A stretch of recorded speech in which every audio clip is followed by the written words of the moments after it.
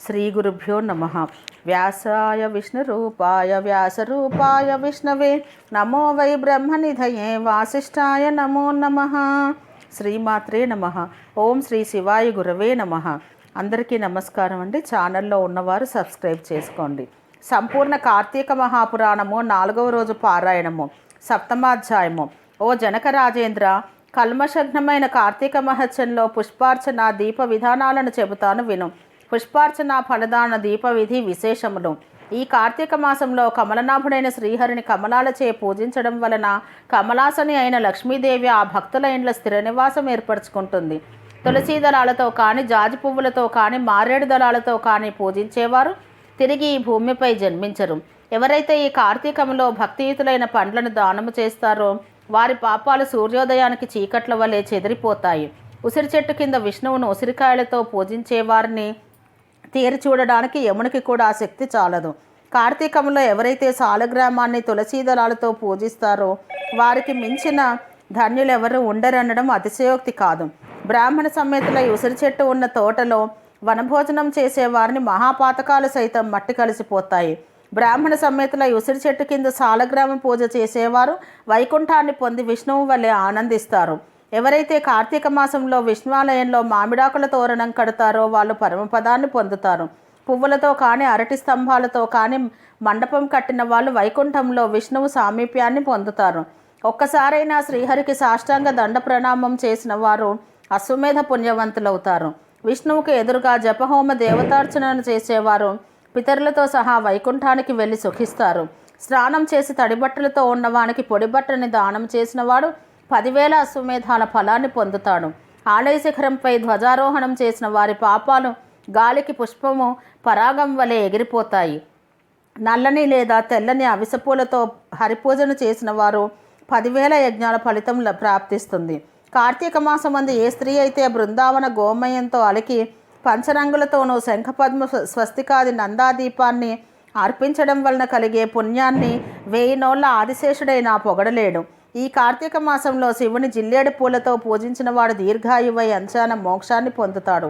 విష్ణువాలయంలో మండపాన్ని అలంకరించిన వారు హరిమందిరంలో చిరస్థాయిగా ఉంటారు. హరిని మల్లెపువ్వులతో పూజించిన వారి పాపాలు సర్వనాశనమైపోతాయి. తులసీ గంధంతో సాలగ్రామ పూజను చేసిన వారు వైకుంఠాన్ని పొందుతారు. విష్ణు సన్నిధిలో నాట్యం చేసిన వారి యొక్క పూర్వసంచిత పాపాలన్నీ నాశనమైపోతాయి. భక్తియుక్తులై అన్నదానం చేసే వారి పాపాలు గాలికి మంచు తునకలా ఎగిరిపోతాయి. ప్రత్యేకించి కార్తీక మాసంలో నువ్వుల దానం, మహానది స్నానం, బ్రహ్మపత్ర భోజనం, అన్నదానం ఈ 4 ఆచరించడం ధర్మంగా చెప్పబడుతున్నది. స్నాన దానాదులను ఆచరింపని వారు లోభి అయి యథాశక్తిగా చేయని వారు 100 జన్మల కుక్కగా పుట్టి కడపట చండాల యోనని జన్మిస్తారు. కార్తీక వ్రత శూన్యులు మరుజన్మలో గాడిదగా పుట్టి తదుపరి 100 పుట్టుకలు సునకయోనని జన్మిస్తారు. కార్తీక మాసంలో శ్రీహరిని కదంబ పుష్పాలతో పూజించిన వారు సూర్యమండలంలోనే నివసిస్తారు. ఓ జనక మహారాజా, కార్తీక మాసంలో ఎవరైతే అవిస పువ్వుల మాలను తాము ధరించి తదుపరిని అవిస పువ్వుల మాలికలతో శ్రీహరిని పూజిస్తారో వారు స్వర్గాధిపతులవుతారు. మాల్యములు తులసీ దళాలతో విష్ణువును పూజించే వనితలు వైకుంఠాన్ని పొందుతారు. ఇంకొక సూక్ష్మాన్ని చెబుతాను విను. అసక్తులైన వారు కార్తీకే భానువారేదు స్నానకర్మ సమాచరేత్ మాస స్నానేన యత్పుణ్యం తత్పుణ్యం లభతే నృప ఆద్యంతియే తిథౌ మధ్యమే చ దినేయ స్నానమాచరేత్ మాస స్నానం ఫలం తేన లభ్యతే నాత్ర సంశయ. కార్తీక మాసంలో ఆదివారం నాడు లేదా శుక్లపాడ్యం నాడు కానీ, పూర్ణిమ నాడు కానీ, అమావాస్య నాడు కానీ సంకల్పరహితంగా ప్రాతస్నానం ఆచరించడం వలన కూడా ఆ మాసమంతా స్నానం చేసిన పుణ్యం లభిస్తుంది. ఆపాటి శక్తి కూడా లేనివారు కార్తీక మాసం 1 రోజులు ఈ సంపూర్ణ కార్తీక మహాపురాణాన్ని చదివినా వినినా కూడా స్నానఫలాన్ని పొందుతారు. కార్తీక మాసం సాయంకాలాలలో దేవాలయాల్లో శివ విష్ణు స్తోత్రాలను పఠించేవారు కొంతకాలం స్వర్గలోకంలో ఉండి అనంతరం ధ్రువలోకాన్ని పొందుతారు. ఇలా ప్రతి కార్తీక మాసంలో ఎవరైతే హరిహరులను స్మరించకుండా ఉంటారో వారు 7 జన్మల పాటు నక్కలుగా పుడతారనడంలో సందేహం లేదు. సప్తమాధ్యాయము సమాప్తము. అష్టమాధ్యాయము. వశిష్ఠుడు చెప్పినదంతా విని జనకుడు అడుగుతున్నాడు, మహర్షి, మీరు చెప్పినవన్నీ విన్న తర్వాత నాకొక సందేహం కలుగుతున్నది. వర్ణసాంకర్యాది మహాపాపాలను చేసిన దుర్జనులు వేదత్రయోక్తాలైన ప్రాయశ్చిత్తాలను చేసుకొననిదే పరిశుద్ధులు కారు అని సమస్త ధర్మశాస్త్రాలలోనూ ఘోషిస్తుండగా కేవలం కార్తీక వ్రతాచరణ ధర్మలేశము చేతనే సమస్త పాపాలు హరించుకుపోయి వైకుంఠాన్ని పొందుతారని చెప్పడంలోని మర్మం ఏమిటి? ఇది ఎలా సంభవం? అత్యంత స్వల్పమైన పుణ్యం మాత్రం చేతనే గొప్ప గొప్ప పాపాలు ఎలా నశించిపోతాయి? గండ్రగొడ్డలతో కూడా కూలనే సాధ్యం కాని మహాపర్వతాన్ని కేవలం కొనవేలి గ్రోటితో కూల్చడం సాధ్యమవుతుందా? అగ్నిదగ్ధమవుతున్న ఇంటిలో ఉన్నవాడు ఆ మంట మీద పురుషుడు నీళ్లు చల్లినంత మాత్రాన అగ్ని ప్రమాదం తొలగిపోతుందా? ఏ మహానదీ ప్రవాహంలోనో కొట్టుకొని పోయే వారిని ఓపాటి గడ్డిపరక గట్టుకు చేర్చగలుగుతుందా? తనకు తానే కొండ చర్యలలోని ఏ లతాసూత్రాన్నో పట్టుకున్నంత మాత్రం చేతనే నదీపాత వేగాన్నించి సంరక్షించబడతాడా వశిష్ఠ? ఈ విధమైన దృష్టాంతాల రీత్యా మహాపాపులైన వాళ్ళు సహితం అతి స్వల్ప కార్యమైన కార్తీక వ్రతాచరణం వలన పాపరహితులు పుణ్యాత్ములు ఎలా అవుతారు? వీటికి సమాధానం ఏమిటి? జనకుని ప్రశ్నకు జ్ఞానహాసమును చేస్తూ ఇలా చెప్పసాగాడు వశిష్ఠుడు. జనకుని ప్రశ్నలకు వశిష్ఠుని జవాబులు. వశిష్ఠ ఉవాచ, మంచి విమర్శే చేశావు మహారాజా, చెబుతాను విను. ధర్మాన్ని సూక్ష్మంగా చింతించాలే కానీ స్థూల రూపాన్ని మాత్రమే ఆలోచించకూడదు. అదీ కాక వేదశాస్త్ర పురాణాన్ని కూడా అనేక ధర్మ సూక్ష్మాలను మనకు అందిస్తున్నాయి. ఆయా ధర్మసూత్రాల వలన కొన్ని పర్యాయాల్లో గొప్ప గొప్ప పుణ్యాలు స్వల్పమైనవిగాను, స్వల్ప పుణ్యాలు గొప్పవిగాను పరిణమిస్తూ ఉంటాయి. ధర్మాలన్నీ గుణత్రయంతో కూడుకొని స్వల్ప నల్పతలను సిద్ధింపచేసుకుంటాయి. మూల ప్రకృతి అయిన మహామాయ కారణంగా సత్వరజస్తమనస్సులచే 3 గుణాలు కూడా ఏర్పడ్డాయి. వీటిలో సత్వగుణ ప్రధానమైనవి ధర్మ సూక్ష్మాలు. సత్వరజ తమస్సులనే 3 గుణాలు కూడా ఏర్పడ్డాయి. వీటిలో సత్వగుణ ప్రధానమైనవి ధర్మ సూక్ష్మాలు. కర్మకాండ, తపస్సు, ప్రాయశ్చిత్తాలన్నీ కూడా రజోగుణం వల్ల ఏర్పడ్డాయి. తర్కము, దైవేతర చింతనతో సాగించే దైవీయ కృత్యాలు, ఆచరించే దాన ధర్మాలు ఇవన్నీ కూడా ధర్మం యొక్క స్థూల స్వరూపాలు. ఇవి తమోగుణం వలన ఏర్పడతాయి. వీటిల్లో సత్వగుణ ప్రధానంగా ఆచరించే ధర్మాలు స్వల్పంగా తోచినప్పటికీ దేశకాల యోగ్యతాదుల వలన విశేష ఫలాలను ఇస్తాయి. దేశం అంటే పుణ్యక్షేత్రం, కాలం అంటే పుణ్యకాలం, యోగ్యత అంటే పాత్రత. బ్రహ్మజ్ఞత కలవారు ఈ మూడింటిని చింతించకుండా చేసే సర్వధర్మాలు తామసాలు. వీటి వలన పాపాలు నశించవు. కాబట్టి దేశకాల యోగ్యతలను విచారించి చేసేవే సత్వధర్మాలు. వీటిలో కొన్ని సమకూరి కొన్ని సమకూరక జరిపేవి రజోగుణ ధర్మాలను వేరే చెప్పనక్కర్లేదు కదా జనకరాజా. అన్నింటికీ కర్మమే మూలము. ఎవరి కర్మను బట్టి వారికి ఫలితాలుంటాయి. అయినప్పటికీ మనిషికి జ్ఞానం అనేది ఉన్నందువలన ఆచరించే ధర్మాలను పై మూడింటితో పోల్చుకుని ప్రయత్నపూర్వకంగానైనా ఆచరించాలి. ఈ విధంగా 3 కలిసి వచ్చినప్పుడు ఆచరించిన ధర్మము అక్షయ ఫలితాన్ని ఇస్తుంది.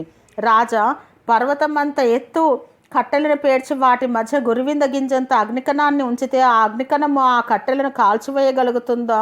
సువిశాలమైన నటింట పెట్టిన నలసంత దీపం ఆ ఇంటి చీకట్లను ఎలా తొలగిస్తుందో, గుండిగడు మురికి నీళ్ళను ఒక్క ఇండుపగింజ ఎలా శుభ్రపరుస్తుందో, అదేవిధంగా తెలిసి కానీ తెలియక కానీ పుణ్యకాలంలో పుణ్యక్షేత్రంలో పుణ్యమూర్తుల వలన ఆచరించే ధర్మము అనంత పాపాలను దగ్ధం చేసి మోక్షానికి మార్గం వేస్తుంది.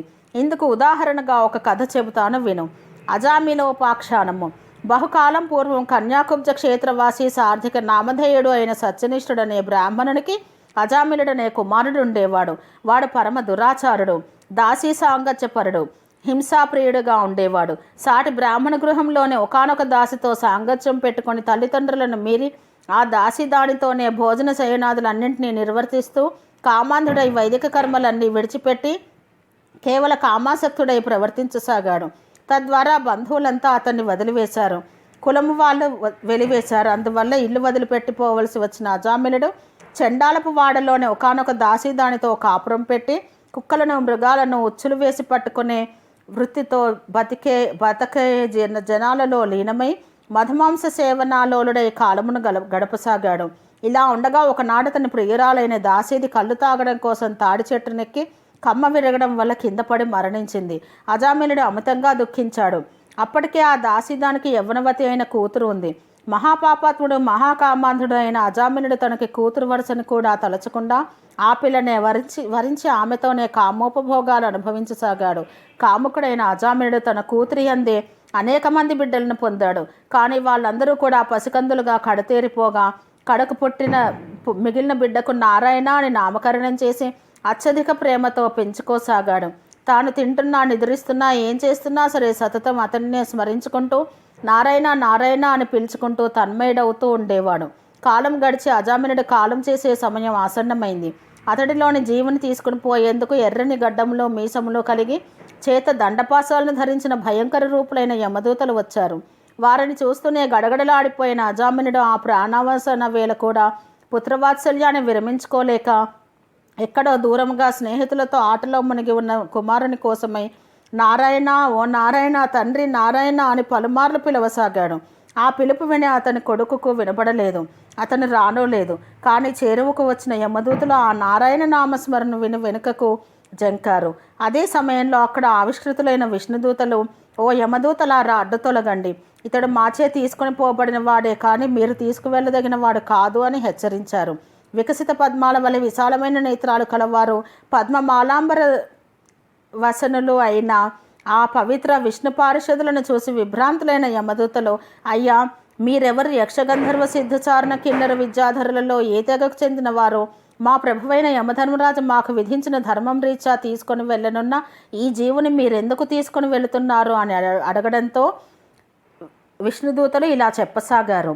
ఏవం శ్రీ స్కాంద పురాణాంతర్గత కార్తీక మహచే సప్తమ అష్టమ అధ్యాయాలు సమాప్తము. 4వ రోజు పారాయణ సమాప్తము. ఓం సహనావవతు సహనౌ భునత్తు సహ వీర్యం కరవావహై తేజస్వినావధీతమస్తు మా విద్విషావహై. ఓం శాంతి శాంతి శాంతి.